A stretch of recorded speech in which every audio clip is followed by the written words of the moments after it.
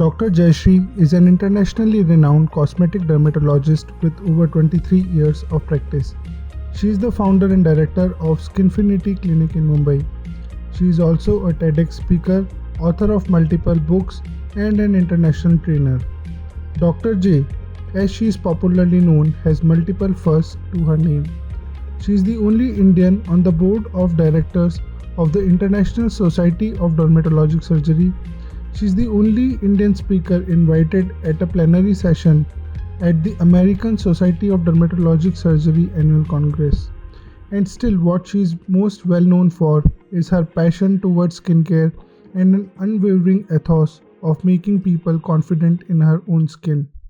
Welcome so much to the interview, ma'am. Thank you so much.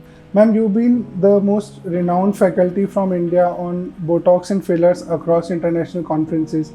Recently also for a filler conference in London you were invited as the esteemed faculty. There are a lot of myths and misconceptions regarding fillers and a lot of people are scared to go about it. So can you please throw some light on that and clear out probably some myths about Botox and fillers?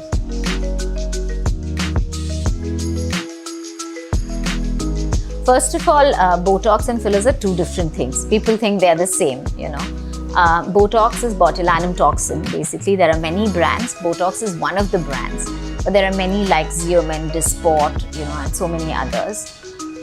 It is an injection. It's a medicine which is injected into the muscle to relax the muscle. So it's given in a lot of conditions like migraines, cerebral palsies, cervical dystonias, blepharospasms.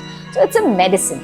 Now, you can inject it into the muscles which are responsible for a lot of lines and wrinkles. So if you have frown lines, if you have forehead lines, if you have a lot of crow's feet, or if you have very bulky muscles here, masseter muscles, so your face looks squarish, you can inject Botox and you can relax these muscles so your frown lines go away, your forehead lines go away, your crow's feet, this face can get more chiseled. So Botox will relax those muscles for about 4 months, and after 4 months you're back to square one. Okay, so your face is never going to be permanently damaged if something goes wrong, first of all, because everything is reversible. It comes back in 4 months. Second, it's not like a toxin that you're thinking it is going to poison your body. That's not true. It is just, as I said, a medicine which is even given in cerebral palsy in a 10-year-old kid. I take Botox myself for my migraines. So it really helps in migraines. So that is the thing about Botox, and it's completely reversible. But it's all about anatomy. Now, on our face, there are so many muscles and they're all interlinked. So if you inject into the wrong space in the wrong muscle, then you can have some disfigurement for the next 3 months, 4 months. So the doctor who is injecting should be well qualified, should know the anatomy, should either be a dermatologist or a plastic surgeon who is really, or an aesthetic physician who is really well versed with the anatomy and the number of doses. So again, if you overdose, you look frozen because you have relaxed the muscle so much you can't move the muscle. So the key should be to keep it less. It's always less is more, and you can always do touch-ups if you want. So do not overdose and let it look natural. So that's Botox. When it comes to fillers, these are pre-filled syringes. So they are syringes of hyaluronic acid. Why are they called fillers? Wherever there are spaces in the body, whether the face or the body, you fill that. Okay, like for example, you have a pothole, you fill it, right?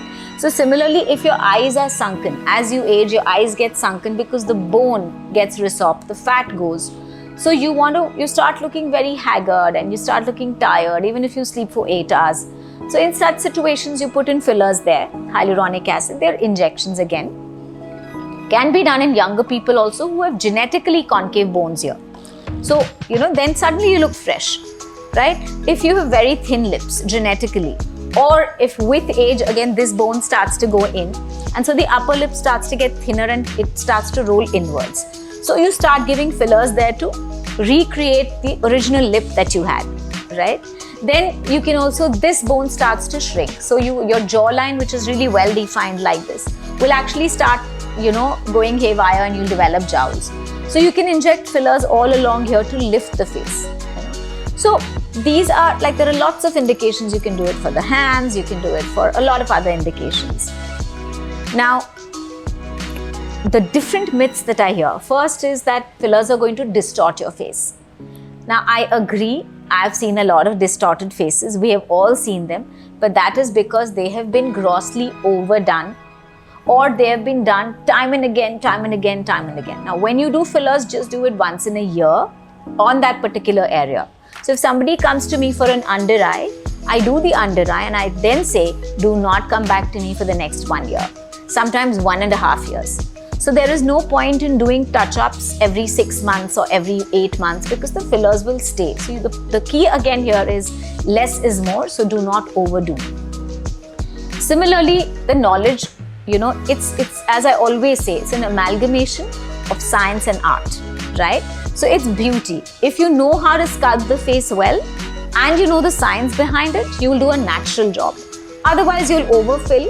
You've been taught, oh, this, if it's this at this age, you should do 8 syringes. The face doesn't need 8 syringes, but you put in 8 syringes. So you make a balloon out of the face. Right. So you have to have that acumen and say, okay, probably every face is different. Every face is unique. One side of the face is different from the other side.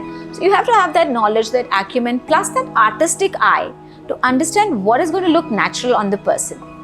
So you don't create duck lips. You don't create apple cheeks. You have to create natural faces, right? So I always say that, you try to understand that the face rather than creating the same face on everybody.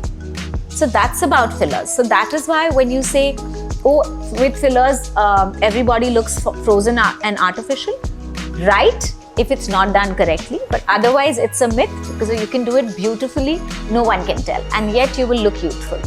The second is fillers are permanent. Now, yes, there are certain fillers which are permanent, but we don't do them. The fillers that we use are hyaluronic acid. You can use hyaluronidase injection. It dissolves within 24 hours, it's all gone. So they are not permanent. The third is that, fillers are dangerous and they will harm your skin when you stop doing them. That's not true. Hyaluronic acid is something which is biostimulatory. That means it stimulates your cells, the fibroblasts, to produce more collagen. So when you keep doing it, say every year, your requirement will reduce. You will not need to do so much. And if you stop, you will not go back to where you were. You may go back by 50%. You will not go back by 100%. So it's actually a win-win situation if done right. So again, choose your dermatologist or your injector well. That's important. Thank you so much, ma'am. That was a very important masterclass. Thank you. Thank you so much.